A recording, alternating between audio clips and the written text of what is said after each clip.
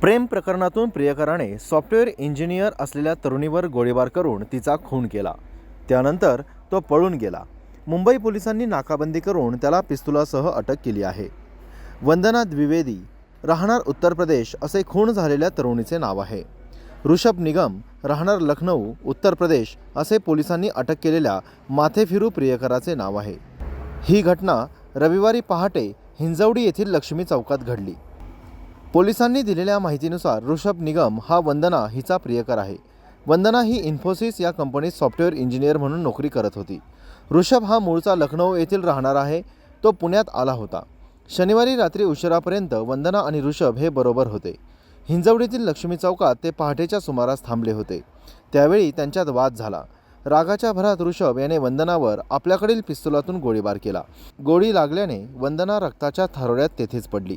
त्यानंतर ऋषभ तेथून पळून गेला। या घटनेची माहिती पोलिसांना मिळताच ते घटनास्थळी पोहोचले, परंतु वंदना हिचा मृत्यू झाला। ऋषभ हा मुंबईच्या दिशेने पळून गेल्याचे समजल्यावर त्याची माहिती मुंबई पोलिसांना देण्यात आली। मुंबई पोलिसांनी त्याला पिस्तूलसह ताब्यात घेतले।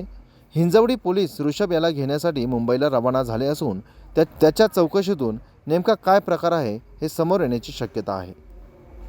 कुणी हत्या केली या महिलेची आणि पुढे तपासात त्या आरोपीला आपण पकडले।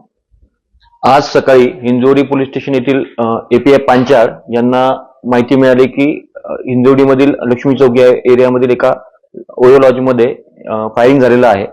त्या अनुषंगाने एपीआय पांचाळ हे सदर ठिकाणी गेले।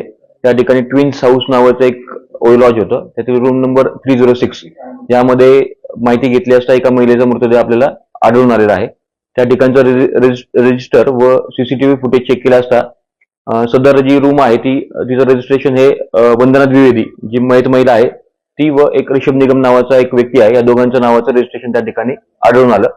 सीसीटीव्ही चेक केला असता ऋषभ निगम त्या ठिकाणाहून काल रात्री 9:30 ते 10च्या दरम्यान बाहेर पडताना दिसत आहे। त्या अनुषंगाने आपले जे प्राइम सस्पेक्ट आहे ते ऋषभ निगम आहे, त्या अनुषंगाने चौकशी चालू आहे। जी प्राथमिक आपल्याला माहिती मिळाली याच्या अनुषंगाने हे दोघेही लखनौ येथील रहिवासी आहेत आणि सदर महिला हे येथील एका कंपनीमध्ये IT इंजिनियर पदावर कार्यरत होती आणि आरोपीबाबत जी माहिती आहे ती अद्याप मिळायची आहे। तो इथं कधीपासून त्या लॉजमध्ये राहिला होता? सदर दोघे जणांचं रजिस्ट्रेशन आहे लॉजमध्ये ते 25 जानेवारीचं संध्याकाळचं त्या ठिकाणी रजिस्ट्रेशन झालेलं आहे। 25 जानेवारी संध्याकाळीला ते दोघेही त्या लॉजवर राहण्यासाठी आलेले होते। आरोपी जो आहे तो तिथून नेमका कुठं गेला होता आणि आता आपल्या तो ताब्यात आहे का? सदर आरोपी पुण्यामध्ये तरी नाहीये, त्या अनुषंगाने आपण तपास पथक रवाना केलेले आहेत। लवकरच आरोपी आपल्या ताब्यात येईल। ठीक, ओके।